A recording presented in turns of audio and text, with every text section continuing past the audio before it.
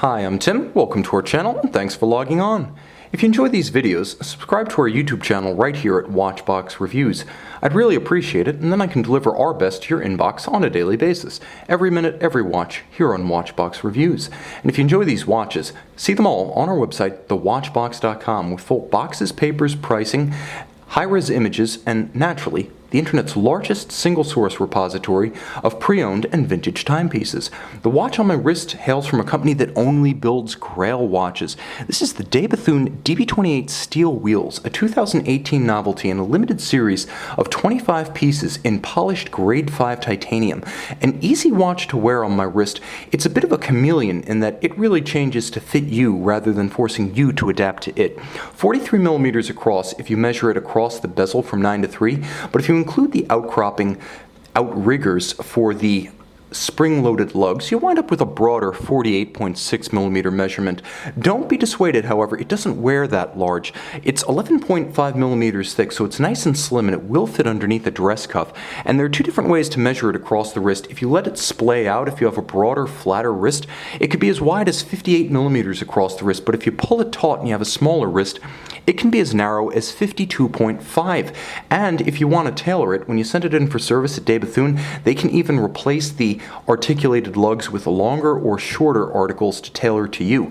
The watch wears light thanks to its grade 5 titanium and the fact that it is a large volume with a lot of evacuated space. It's almost weightless. It'll cause you to glance at your wrist in panicked fashion more than once just to double check that it's still sitting there. It's that light, it's that comfortable, and it's hypoallergenic in titanium.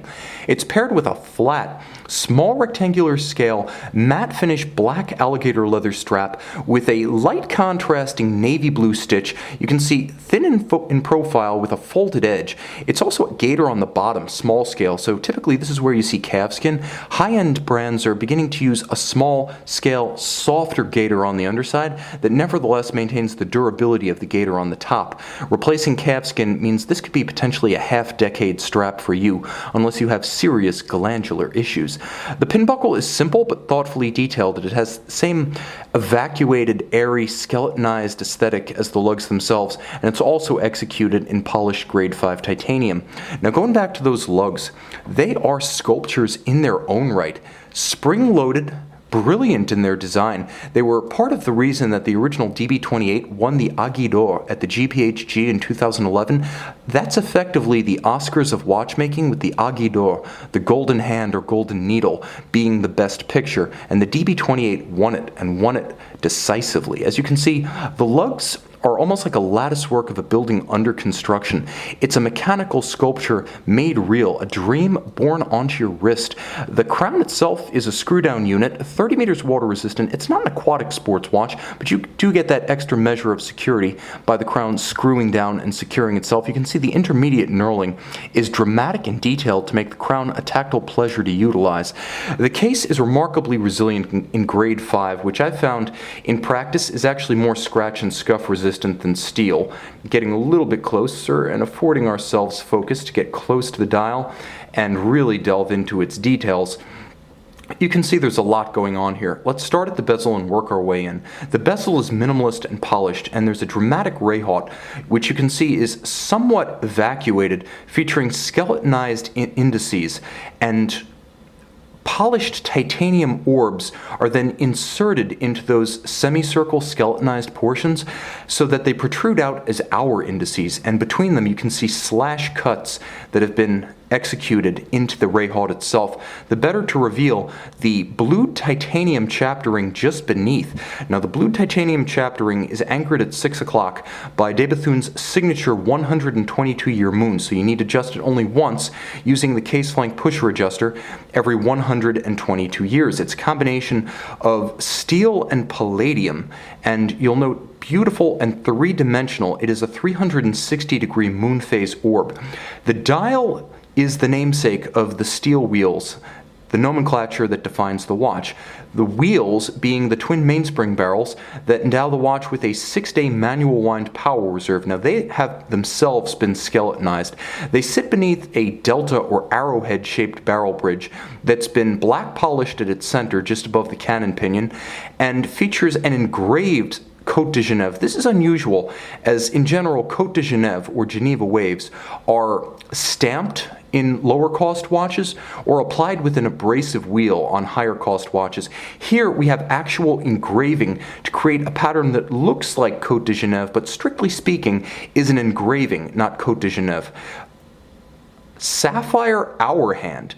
That's doing things differently. You can see how it allows you to see the movement at all times beneath its surface, and then its edges, its periphery, have been blued to add a splash of color.